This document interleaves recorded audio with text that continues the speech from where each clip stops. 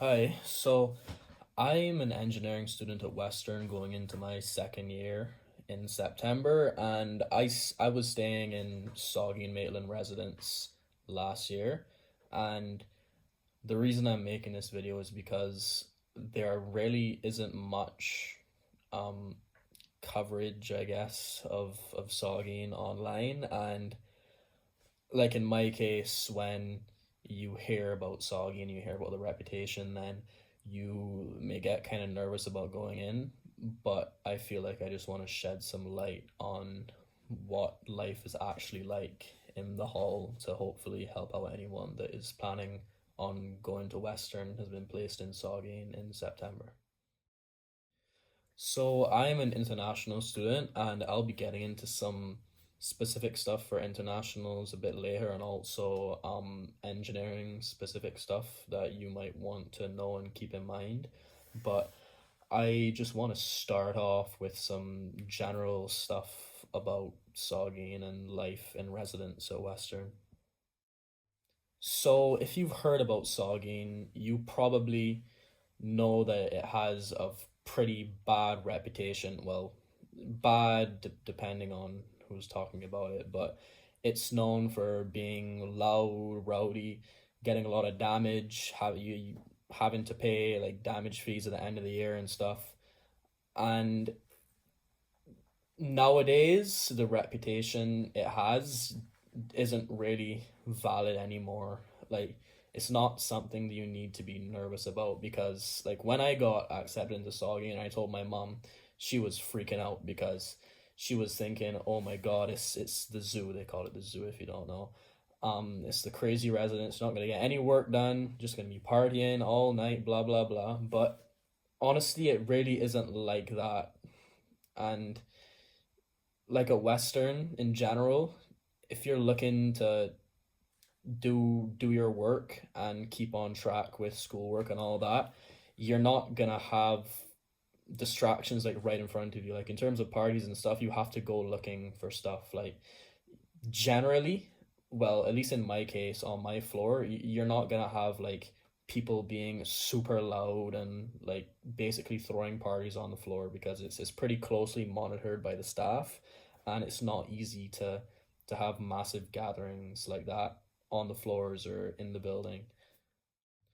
So, despite my initial doubts with going into Saugeen, when you actually get there and you live the experience, you realize that being in one of the traditional style residences as opposed to one of the hybrids or the suite styles is, in my opinion, actually a lot better. If you're even just a little bit outgoing, you should be able to get a good friend group, get close with your floor. Well, at least in my case, I was very lucky with my floor and we all got along really well and we just basically formed into one big friend group and then everyone else brought in the other people that they knew and it was great.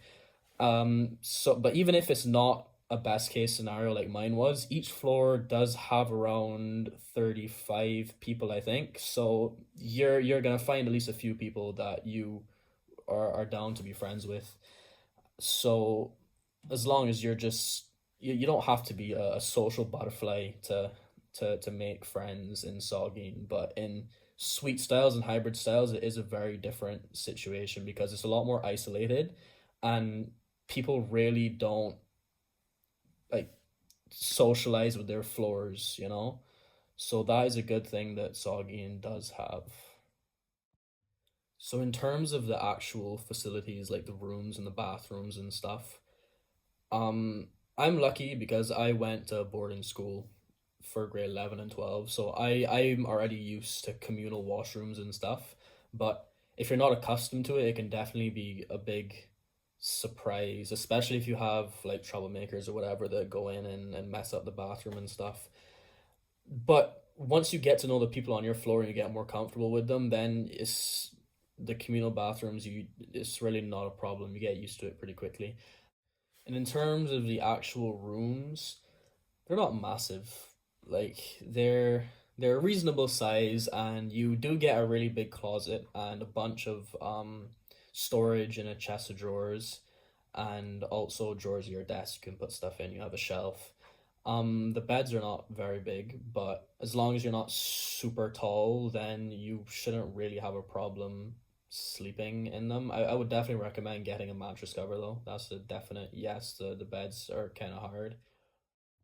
And for your roommate, I would recommend if you know someone that is going to Western, then try to pair up with them, but not someone that you're super close with. Like my roommate, I knew him from before, but we weren't like super close friends because generally as a rule, close friends tend to not make the best roommates. I mean, you can if you want to, but it's just that when you are going in for a random roommate, you're really just rolling the dice. Like I know people that love the roommates they got placed with and had a great time with them. I know people that had awful roommates that they hated and wanted to switch and stuff. And so, in my opinion, if you know someone that you feel like would be decent to live with and wouldn't like kind of mess up your living standards, like in terms of cleanliness and all of that, and just general personalities, then I would say to try and pair up with them because you're gonna have the experience of meeting all those new people on your floor and in the rest of the residence. And for the dining hall food, I definitely didn't like it. It's not amazing, but it has good days and usually at its worst it's just fine. But Saugeen, it has the second best cafeteria on campus behind O Hall. That's Ontario Hall. And the food is you're going to be eating a lot better than if you got placed in most of the other residences. So in terms of the food, I can't really complain. There are good days, there are okay days. Occasionally, there's a bad day with food, but it'll be fine. Like the food is all right. So back to more of the social aspect. When you get to Western and you move in, if you're an international student like me, then you're gonna go a bit earlier, move in a few days before all the domestic students, and that'll give you a chance to get more settled in, and it's actually really good. And if you do get there early, like what we did, what happened to me is don't be afraid to go and just go around and knock on people's doors. If you meet anyone in the hall, talk to them, and you can get a good group going on really early on before any of the domestic students even arrive. And even though for me that group pretty much dissipated after because everyone like just associated with their floors, it's still a good thing to do just in case you do stay together and you can have that core group from early on with people that would have a similar experience to you being from other countries.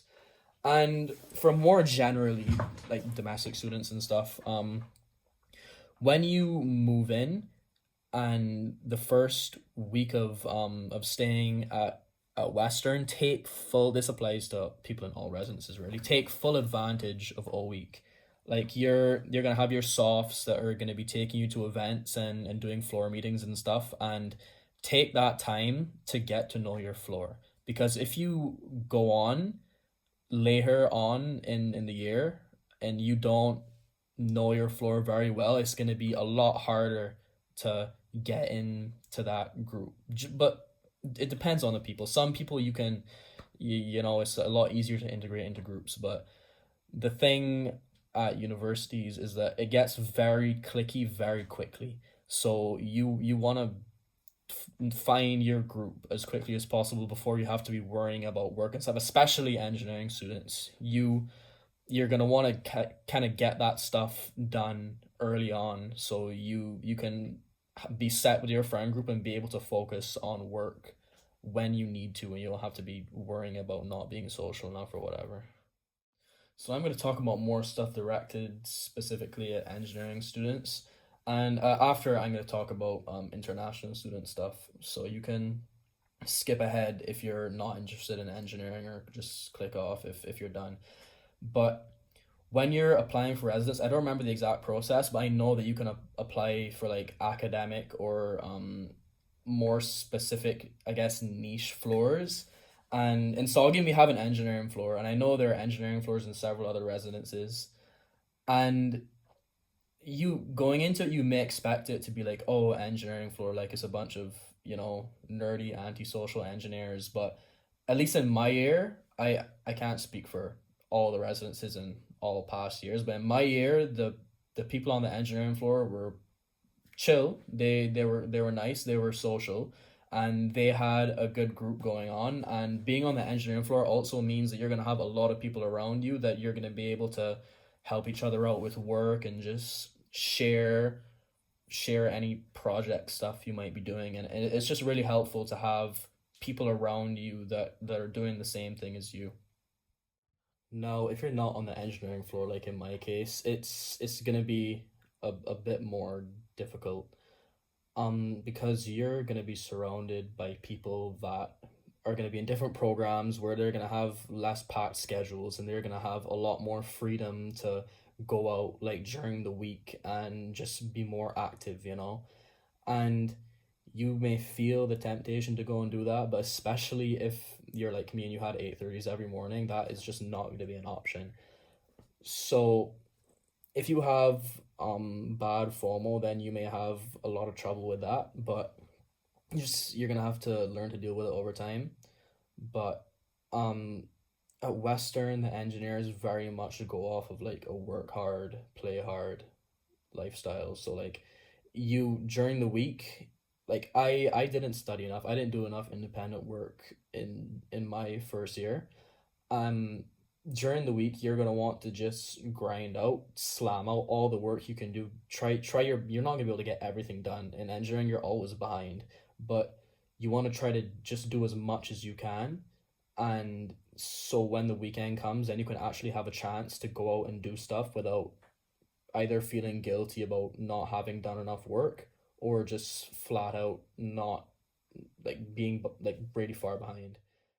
So I'm sure you've heard it a million times that your grades are going to drop when you go to university, and especially in engineering that is the case. And if you're like me, you probably went through high school like barely having to open a book and pretty much just getting through everything really easily.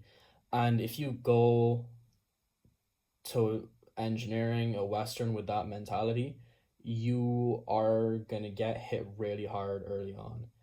So over time, you're gonna have to adapt a proper schedule and actually plan out the way that you're gonna study and the way that you're gonna get all your independent work done, your assignments, your homework, your labs, etc.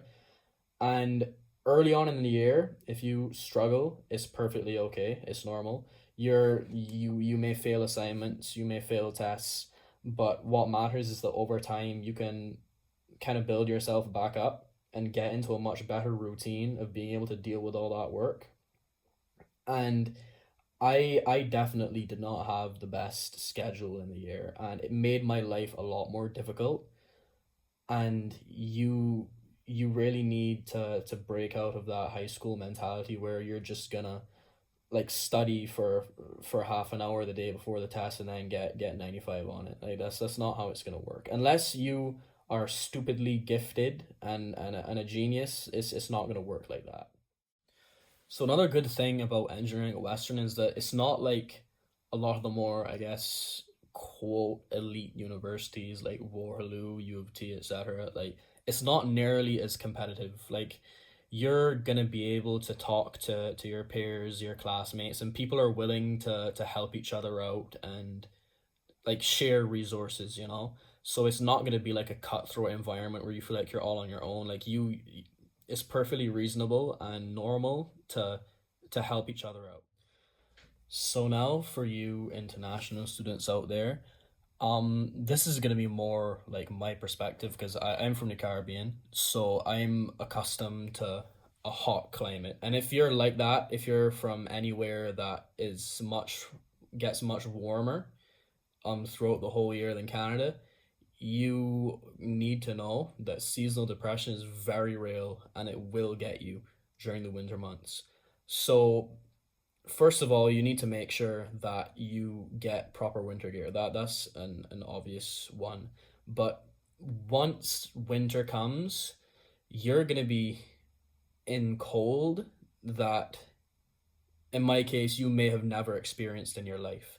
You're gonna be in -10, -15 degrees Celsius. What, I don't know what that is in Fahrenheit, but really, really cold. And during the late first semester and early second semester, you need to have a hobby, like, or something to get you active. Obviously, like, going to the gym, that's an obvious one, but like in Saugeen, there's an auditorium downstairs. You can play football down there. You can play. They have table tennis tables, or ping pong if you call it that. And you should make use of that to try and stay active, because you're not gonna be able to go outside. Obviously, it's snowing, it's icy, it's freezing cold. Like, you need to have some way to get active, and it will help your mood a lot. If you're just sitting in your room all day doing work and like playing video games or watching shows or something, you're gonna be miserable and you're gonna feel tired and terrible all the time. So you need to find a way to stay active. So that's pretty much everything I wanted to cover. But if you have any other questions, feel free to put them down in the comments and I'll take a look, and I should hopefully reply. If I don't, I'm sorry. But yeah, if you have any other questions, just ask down below.